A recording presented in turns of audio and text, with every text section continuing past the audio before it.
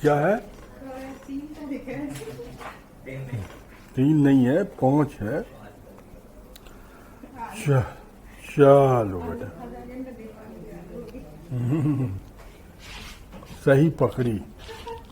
Sir आपकी बात का आलू वाला जब भी खाते हैं हंसी आती है। सब्जियों का राजा है ना, ले आलू आलू बिना काम भी नहीं चलता है। सबकी बातें याद आती है, ले आलू दे आलू।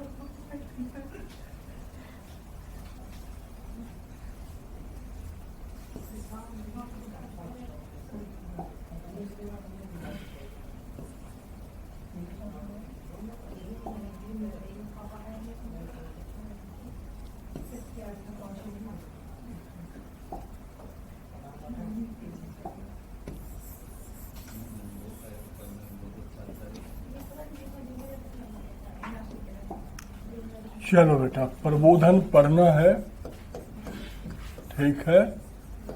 और प्रबोधन में सबसे पहले क्या पढ़ना है? तुम लोग कल लिखे हो, बताओ।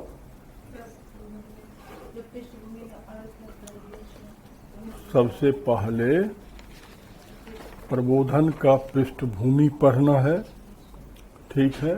फिर अर्थ, फिर तात्पर्य, और अर्थ, फिर परिवेश। सबसे पहले पृष्ठभूमि,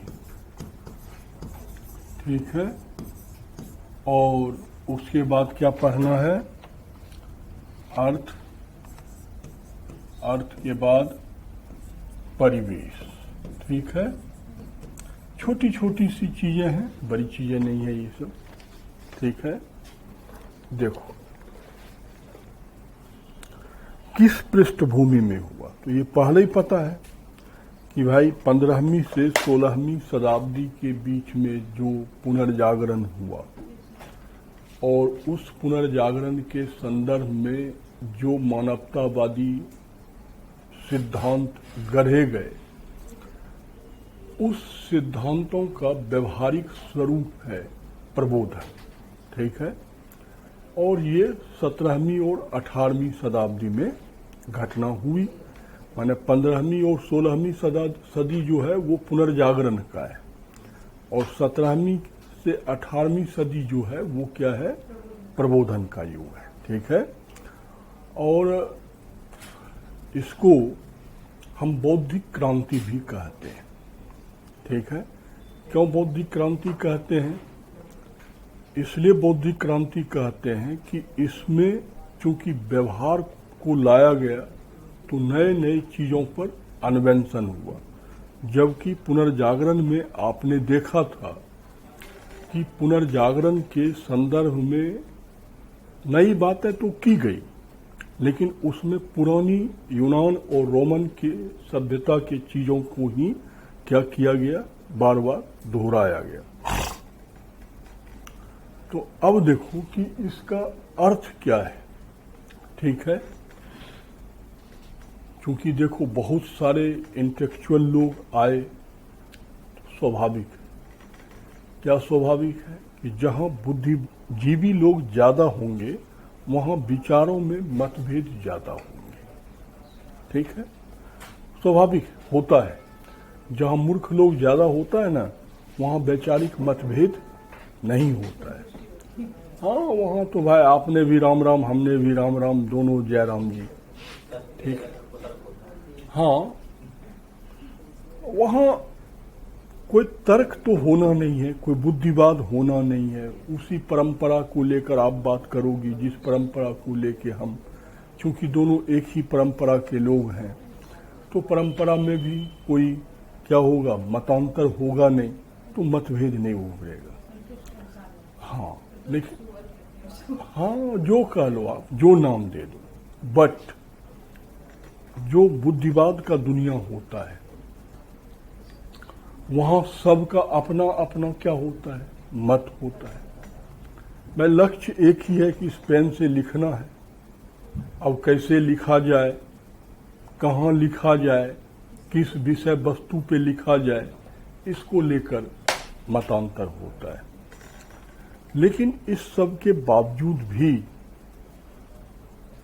कुछ ऐसे बिंदु हैं जिस पर लेकर सभी दार्शनिक या विचारक एक मत हैं, और वही प्रबोधन का अर्थ है या वही प्रबोधन का परिभाषा है। ठीक है, जहां पर उनमें कोई मतांतर नहीं है। उसमें पहला चीज है कि विश्व जो है वो क्या है, एक प्राकृतिक नियम के तहत संचालित होता है, और ये नियम शाश्वत है और अपरिवर्तनीय है। ठीक है, कि वह विश्व जो है वो क्या है, एक प्राकृतिक नियम से संचालित हो रही है, और वो क्या है, अपरिवर्तनीय है और शाश्वत है। अर्थात जिस लौकिकता को मान्यता पुनर्जागरण ने दिया, प्रबोधन उसे क्या कर रहा है, प्रमाणित कर रहा है। ठीक है, क्या प्रमाणित किया कि वास्तव में विश्व का संचालन ईश्वर नहीं कर रहे हैं, प्रकृति स्वयं अपनी प्राकृतिक नियम से कर रहा है, और ये नियम शाश्वत है, यूनिवर्सल ट्रूथ है, और इसे कोई बदल भी नहीं सकता है। भाई सूर्य पूर्व में उदय हो रहा है, जिस दिन पश्चिम में उदय हो गया उस दिन क्या होगा, प्रलय हो जाएगा, या सारे विज्ञान के नियम क्या हो जाएंगे, बदल जाएंगे, फैल हो जाएगा। दूसरा चीज कहता है कि मनुष्य का कल्याण इस बात में है कि वो बुद्धि एवं तर्क का प्रयोग करके इस प्राकृतिक नियमों का पालन करे। सीधा कह रहा है कि मानव का कल्याण किसमें है कि वो अपने बुद्धि एवं तर्क का प्रयोग करके इस प्राकृतिक नियम का क्या करें, पालन करें। इट मीन्स आप बुद्धिवादी बनिए, परंपराओं में मत फंसिए, रूढ़िवादिता में मत फंसिए, आडंबर में नहीं फंसिए। आपको कोई कह रहा है कि सूर्य पश्चिम में उदय हो रहा है, तो भाई आप अपने बुद्धि, विवेक और तर्क का प्रयोग करिए कि पश्चिम में उदय कैसे होगा। जब आपको ये नियम पता है कि सूर्य स्थिर है, ग्रह चक्कर लगा रहा है, उसी सौर मंडल का एक परिवार पृथ्वी है, और वो एंटी क्लॉक वाइज घूम रही है, पश्चिम से पूर्व की ओर घूम रही है, तो सूर्योदय पूर्व में ही होगा, पश्चिम में नहीं हो सकता है। ठीक है, लेकिन ये तो सापेक्षिक चीजें हैं। अब एक भारतीय जो है वो जापानी के सापेक्ष कह सकता है क्या, हमारे यहां तो सूर्योदय पश्चिम में होता है। क्या एक अंग्रेज कह दे कि भारत के सापेक्ष हमारे यहां तो सूर्योदय कहां होता है, पश्चिम होता है, तो आप उससे क्या हो जाइए, भ्रमित नहीं हो जाइए। तो आप उसे समझाया भैया होगा, मैं 0 डिग्री से 82.5 डिग्री ईस्ट में हूं, तो आपके यहां से मैं पूरब हूं, तो स्वाभाविक है कि मेरे सापेक्ष तो आपके यहां पश्चिम में ही, हम बोलते हैं उसको पश्चिम। ठीक है, तो मेरे सापेक्ष तो आपके यहां पश्चिम में सूर्योदय होता है, हमारे सापेक्ष तो पूरब में होता है, या दिशा भ्रम होता है। कभी कभी तुम भी देखे होंगे कि हो सकता है इटावा में पूरब इधर पड़ता हो, हैं, और पश्चिम इधर पड़ जाता हो। यहीं पर हो गया था, एक फ्लैट में गया दोस्त के यहाँ, हाँ, तो मैंने कहा अगर यहाँ पूरब कैसे हो सकता है, तो बहुत पूरे दिन सब टेंस में रहा कि मतलब कैसे पूरब यहाँ हो सकता है। हाँ, तो वही मैंने कहा, बताया कि ऐसे ये है, ऐसे बना हुआ है। हाँ, ऐसे बना हुआ है, तो बनावट के हिसाब से हो जाता है। ठीक है, तो ऐसे भ्रामक स्थिति उत्पन्न होता है, तो उसका मतलब ये नहीं है कि दिशा ही बदल गया या सूर्य ही बदल गया, क्योंकि ये नियम क्या है, शाश्वत है, अपरिवर्तनीय है, और आपको अपने तर्क और बुद्धि का प्रयोग करके इस नियमों का पालन करना है। और तीसरा चीज ये कहता है कि वास्तव में इन प्राकृतिक नियमों के पालन से ही समानता, स्वतंत्रता और बंधुत्व की स्थापना संभव है। ये तो ध्रुव सत्य है कि यदि हम प्रकृति के प्राकृतिक नियमों का प्रयोग करें तो समानता, स्वतंत्रता, बंधुता ही क्यों, समाजवाद भी इंप्लीमेंट हो। हम सब लोग जानते हैं, क्या जानते हैं, हम सब का जन्म, जितना भी हम पूरे विश्व में 500, 600 करोड़ जितने भी लोग हैं, सबका जन्म का प्रक्रिया तो एक समान है। ठीक है, वह हमारा आपका जो कलर या चेहरे का बनावट या लंबाई चौड़ाई ये अलग अलग है, तो अपने भौगोलिक कारकों से, अपने डीएनए के कारण है। ठीक है, लेकिन सब तो जैविक प्रक्रिया से ही पैदा हुआ है। इसी प्रकार प्रकृति ने ये जो सारे संसाधन दिए हैं, ये किसी वर्ग विशेष को दिया है क्या? सबको दिया है।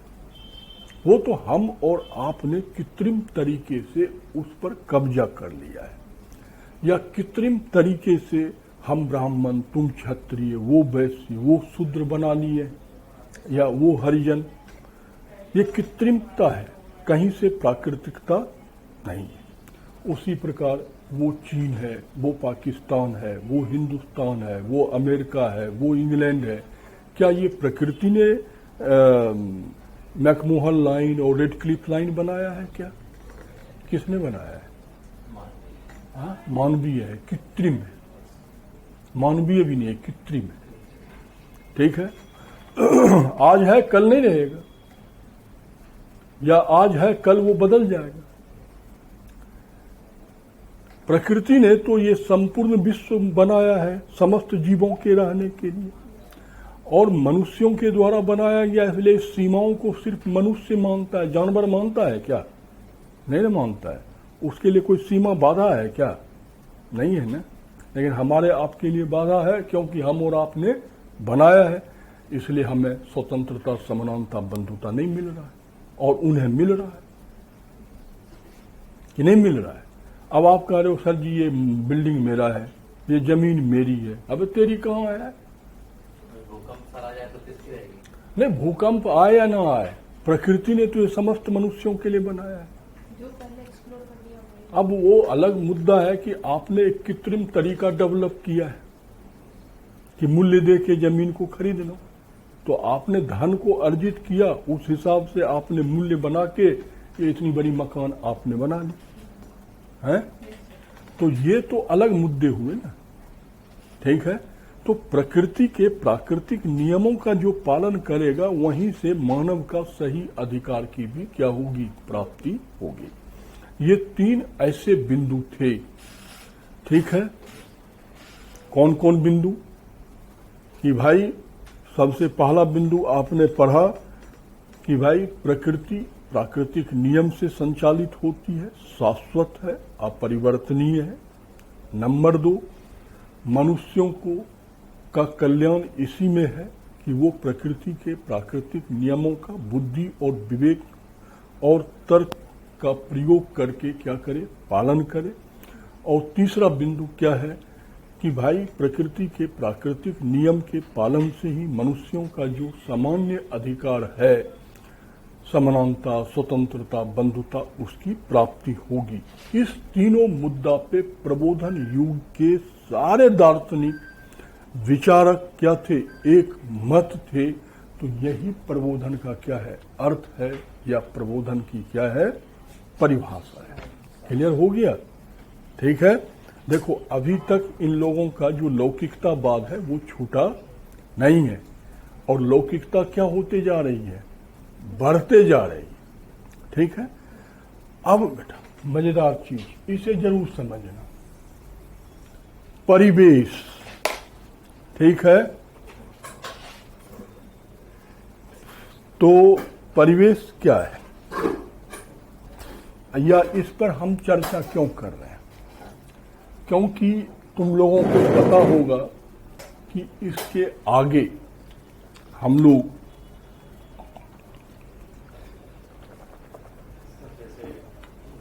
काम करे जा रहे थे, उस समय क्या परिवेश था? इस परिस्थिति में मतलब नहीं, समझो। इससे आगे अगला टॉपिक में हम लोग फिलॉसफर में प्रवेश कर जाएंगे। कांट को पढ़ेंगे, रूसो को पढ़ेंगे, मॉन्टेग्यू को पढ़ेंगे, लॉक को पढ़ेंगे, एडम स्मिथ, 5-6 को पढ़ेंगे।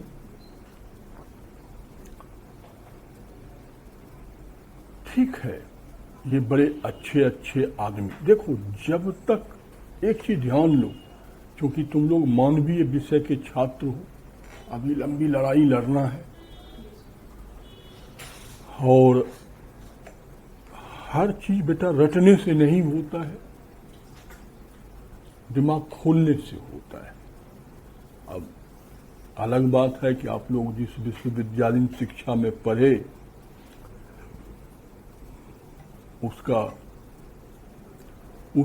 ये नहीं सिखाया गया।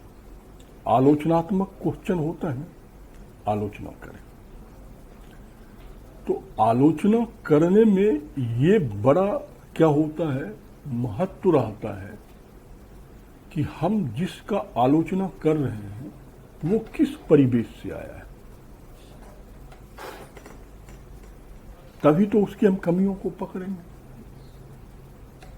ठीक है, तो उसी प्रकार जो तुम्हारे दार्शनिक हैं वो भी तो किसी न किसी परिवेश से आए हैं।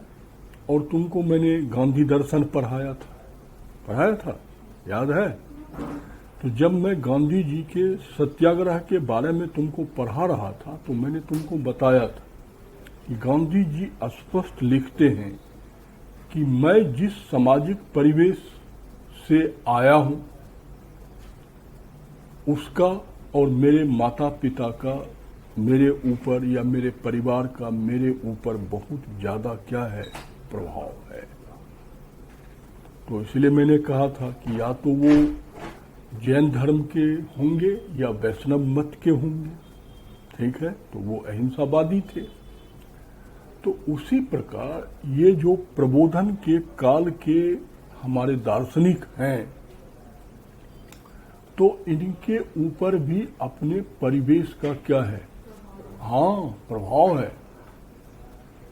वो आपको समझना होगा। ठीक है, अब जैसे मान लो कि हमारे पास कौन कौन है, कांट है। अब ये जर्मन है, क्या है, रूसो है, ये फ्रांस का है। ठीक है, जैसे मॉन्टेग्यू है,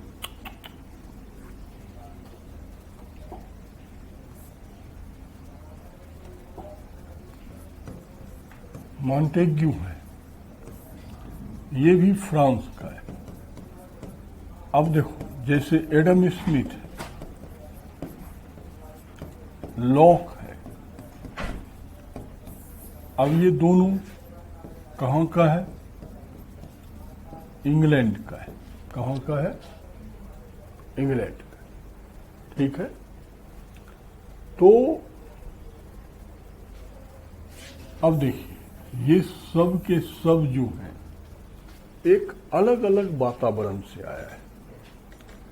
अब देखो, ये राजतंत्रीय परिवेश है, क्या है, और ये क्या है, लोकतंत्रीय परिवेश है कि नहीं भाई? जर्मनी हो या फ्रांस हो, यहां पर राजा का शासन अब तक चल ही रहा है। और इंग्लैंड में तो 1215 ईस्वी से ही क्या हो चुका था, हाँ, डेमोक्रेसी शुरू हो गई थी। और 15वीं शताब्दी आते आते तो वहां राजा के अधिकार क्या होने लगे थे, सीमित करना शुरू कर दिया था। ठीक है, तो अब स्वाभाविक है कि अलग अलग परिप्रेक्ष्य, अलग अलग परिवेश से ये लोग आए। अब जब अलग अलग परिवेश से आए तो इनकी सोच भी क्या होगी, या सोच कुछ अच्छा होते हुए भी वो चीज हावी हो जाए। जैसे, अरे सुनो, वो कुछ नहीं, वो या तो फिर लिखाएंगे नहीं, तब और वो ये वाली टॉपिक उस मटेरियल में है भी नहीं। हाँ यस सर। हाँ, नहीं है तो प्रेम से सुनो।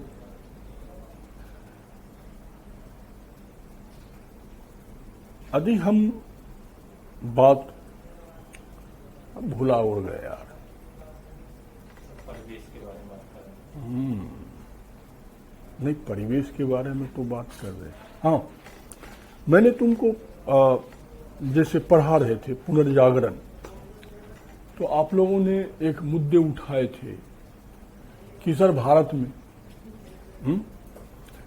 तो अब देखो, भारत का परिवेश ही ऐसा है कि यहाँ कितना भी बौद्धिक, कितना भी व्यवहारिक, कितना भी वैज्ञानिक, कितना भी तार्किक मुद्दे आप उस पर विचार करो, लेकिन धीरे धीरे आप क्या, हाँ,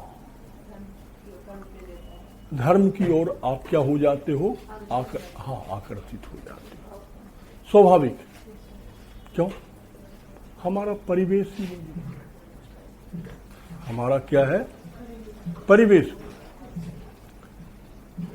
और हमारे ऊपर अध्यात्म का इतना बड़ा प्रभाव होता है कि हम विज्ञान को भी उसी लहजे से देखना शुरू कर देते हैं। ठीक है?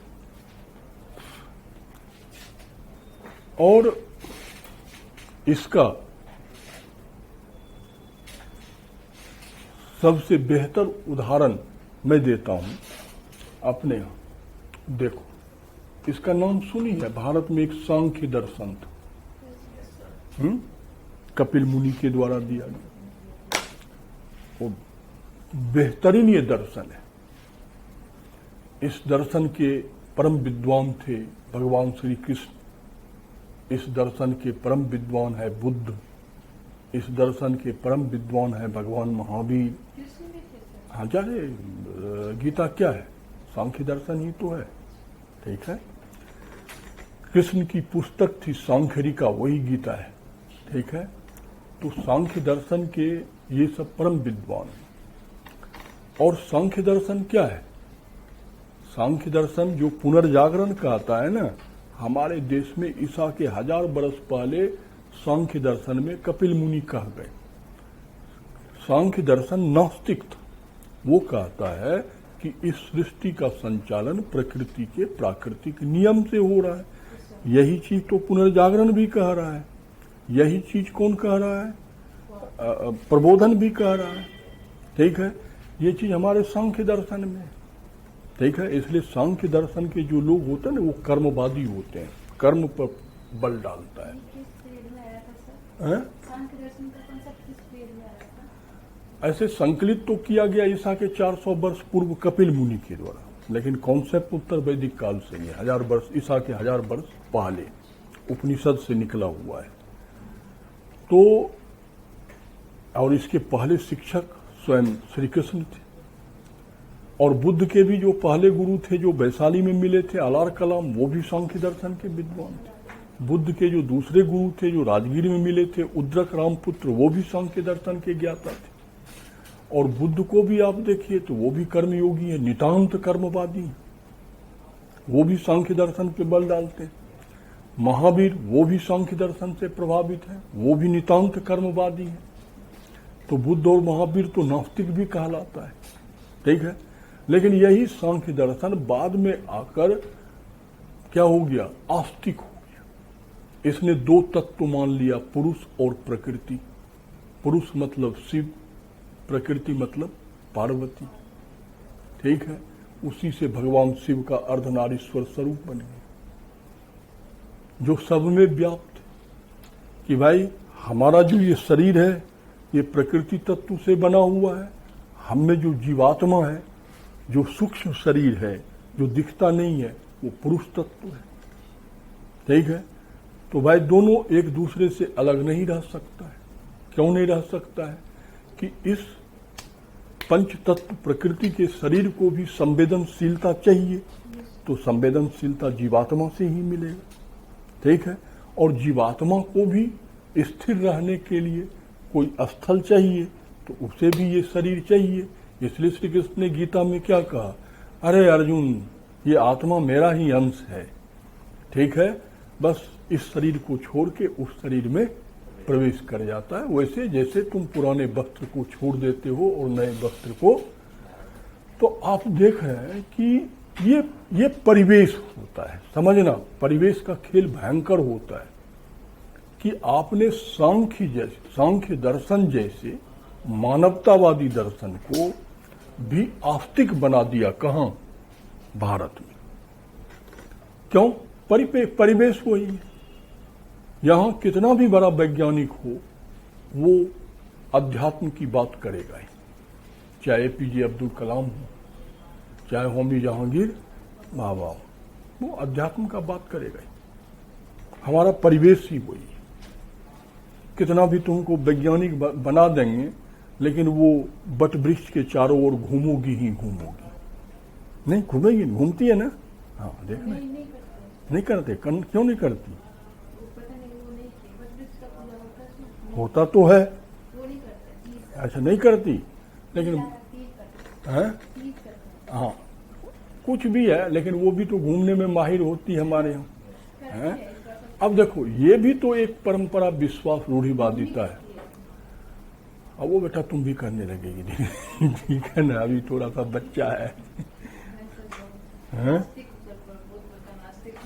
नास्तिक है तो फिर तीज क्यों करती है? ठीक है, कोई नास्तिक नहीं होता है, परिवेश होता है। परिवेश होता है जब आपको लगेगा यार मेरे मोहल्ले की सब लड़की गई, मैं नहीं गई, कुछ मेरे साथ होना चाहिए। अब बढ़िया बिस्तर उठाओगे, चल दोगे। ये परिवेश का प्रभाव पड़ता है।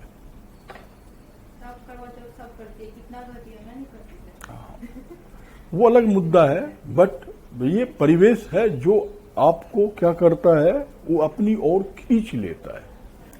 तो वही मैंने आपको बताया कि देखिए, आज जो पुनर्जागरण अपने आप को कह रहा है कि विश्व को हमने मानवतावाद सिखाया, आज से हजारों वर्ष पहले तो हमने यही बात कही थी, लेकिन हमने इतने अच्छे दर्शन को भी अपने परिवेश में लाके उसे भी अध्यात्मवाद की ओर धकेल दिया। ठीक है, अब यहां पर आओ तो ये राजतंत्रीय परिवेश का है और ये क्या है, गणतंत्रीय लोकतंत्रीय परिवेश का। अब आप देखो, अब जब आप कांट को पढ़ोगे, रूसो को पढ़ोगे, मॉन्टेग्यू को पढ़ोगे, बड़ी अच्छी अच्छी बात करेगा, मानव अधिकारों की बात करेगा, लोकतंत्र की बात करेगा, गणतंत्र की बात करेगा, लेकिन इस पर कहीं न कहीं अपना परिवेश हावी हो जाता है। ये कह देगा ये कि राज्य लोक कल्याणकारी होना चाहिए, लेकिन जब इससे पूछा जाएगा कि राज्य का स्वरूप क्या होना चाहिए, तो कह देगा लोकतांत्रिक भी हो सकता है, राजतंत्रात्मक भी हो सकता है। हाँ, तो जब राजतंत्रात्मक हो गया तो फिर तो तुम ही कह रही हो कि सर फिर लोक कल्याणकारी कैसे हो।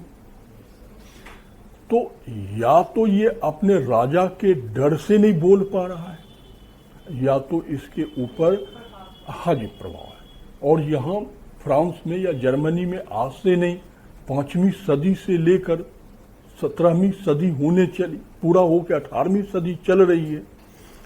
तो भाई लगभग जिस देश में 1200-1300 वर्षों से कंटिन्यू राजतंत्र है, तो वहां के आदमी की मानसिकता इतनी जल्दी नहीं बदल सकती। आप अपने देश में ले लो, कितना भी शोषण हो रहा हो तब भी वो राजतंत्र। अरे तुम अपने देश में ले लो, स्वतंत्र हो गए, लेकिन आप भी तो अनादिकाल से क्या थे, राजतंत्रीय सिस्टम में जी रहे थे। अंतर इतना ही है। संविधान भी कहता रुक है जाओ, अगर कुछ है तो आप विरोध कर सकते हो, लेकिन वही विरोध करने से सेडिशन की अरे रुक जाओ बेटा, संविधान के बावजूद भी तुम्हारे ऊपर परिवेश का प्रभाव है। टेंशन क्यों ले रही है, बात को समझो कि भाई आप भी तो सहस्त्राब्दियों से राजतंत्र में रहे।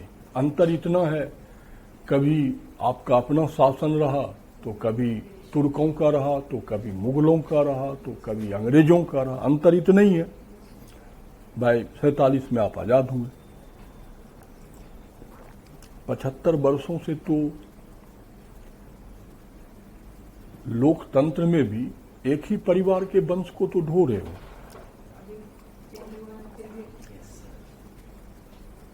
कर क्या रहे हो? और भारत का ऐसा कौन राज्य है जहां परिवारवादी पार्टी नहीं है? बिहार में है, यूपी में है, बंगाल में है, उड़ीसा में है। उड़ीसा में बीजू पटनायक का बेटा नवीन पटनायक पिछले 25 साल से मुख्यमंत्री है। दक्षिण में सब जगह है। दक्षिण में तो सभी, तो ये क्या है? पंजाब में अकाली है ही, हरियाणा में ओम प्रकाश, तो उसका बाप देवीलाल, फिर देवी ओम प्रकाश का पोता है अभी दुष्यंत चौटाला। देवीलाल, ओम प्रकाश का बेटा, उसका पोता, 5वीं पीढ़ी शासन कर रहा है। तो ये है क्या? यही परिवेश होता है। हाँ, ये ऐसे आप पे शासन नहीं कर रहे हैं। नहीं, ये परिवेश है, आपकी मानसिकता नहीं यार। वही परिवार चला सकता है, हम नहीं चला सकते। हम राजा बन ही नहीं सकते, हम तो प्रजा बनने के लिए आए। तो सच्चे अर्थों में डेमोक्रेसी अभी भी भारत में नहीं आई। धीरे धीरे समय लगेगा कि भाई 3000 वर्ष की गुलामी को, या राजतंत्रात्मक, नॉट गुलामी, राजतंत्रात्मक व्यवस्था को आप 100 सालों में खत्म नहीं कर सकते, समय लगेगा। ठीक है। तो वैसे जब यहां पर हम देखते हैं तो इन पर अपने परिवेश का प्रभाव दिखाई देगा। अच्छी बात करते करते ये सब बात करेगा, सेपरेशन ऑफ पावर की बात करेंगे, डेमोक्रेटिक सिस्टम्स की बात करेंगे, रिपब्लिकन्स की बात करेंगे, कॉन्ट्रैक्ट थ्योरी की बात करेंगे। लेकिन जब इनसे पूछा जाएगा कि भैया राज्य का स्वरूप क्या होना चाहिए, हाँ लोकतंत्र ठीक है, राजतंत्र भी सही है, या तो डर रहा है या तो परिवेश हावी है। तो डरने की संभावना कम है, हावी ज्यादा है। आज हमारे ही देश में प्रधानमंत्री को कहना पड़ रहा है कि लोकतंत्र में सबसे बड़ा खतरा परिवारवाद है, और है। आज बिहार में 9वीं पास आदमी कह रहा है मुख्यमंत्री बनेंगे। इसके यहां एक आदमी बन ही गया यूपी में। किसके नाम पे बन गया? अपने दम पे बना। अखिलेश जी बने कि नहीं बने? तुम्हारे यहां 9वीं पास है ना, तेज प्रताप। तो अखिलेश जी क्या अपने मेहनत करके बने? ऑस्ट्रेलिया से पढ़ के आए और मुख्यमंत्री बन गए। अपने दम तक एक भी बार नहीं बन पाए हैं? और बन के दिखाए हो। बाप की कमाई मिट्टी थी, बन गए 5 साल। हैं? अपने से तो विधायक बन के दिखाए। अरे एक विधायक बनने में बेटा राजनीति करने वाले की उम्र बीत जाती है, तो मुख्यमंत्री बनना तो बहुत बड़ी बात होती है। तो वही कह रहे हैं कि डर कम होता है, परिवेश का प्रभाव ज्यादा होता है। और उस समय कुछ ऐसे भी राजा भी हुए जिन्होंने प्रबोधन के प्रभाव में आकर क्या किया, ऐसे नीतियों को अपनाया जिसमें प्रबुद्धता तो दिखेगी, ठीक है, लेकिन